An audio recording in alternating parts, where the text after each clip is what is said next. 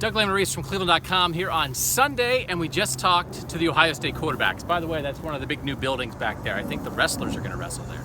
They're always building stuff at Ohio State, and they're building, good transition here, a new quarterback room. Gunnar Hoak talked today for the first time since transferring from Kentucky to Ohio State. It's not that he talked for the first time, he talked to reporters for the first time. And I want to talk about the difference in backup quarterbacks. There's two kinds of backup quarterbacks that a program like Ohio State can have. You can have a young guy on his way up who is going to be a starter one day. He's just not the starter yet. When Braxton Miller got hurt in 2014, that's who became the Ohio State quarterback, J.T. Barrett. We knew he was going to start. You just thought it was going to be in 2015, not 2014. That's what Jack Miller is going to be next year for Ohio State. When Justin Fields is in year 2 as a starter, Jack Miller as a true freshman, a borderline top 100 recruit from Arizona, he's going to come here. He's the quarterback of the future. But if something happens in 2020, he might become the quarterback of now.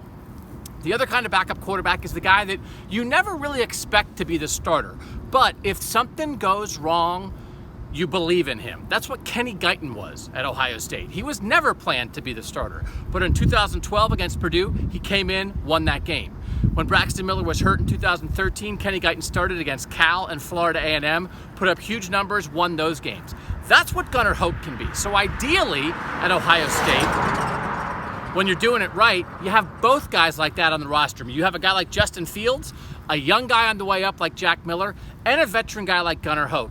For now, in 2019, it's just Gunnar Hoak. But in talking to Gunnar Hoak, I said, describe yourself as a quarterback. He said, I'm calm and I'm poised. So if something would happen to Justin Fields and Gunnar Hoak has to go in the game, that's the kind of guy you want going into that game. So I think Gunnar Hoak, for now, he's in the fight for the starting quarterback job. Everyone at Ohio State keeps talking about that. It's going to be Justin Fields.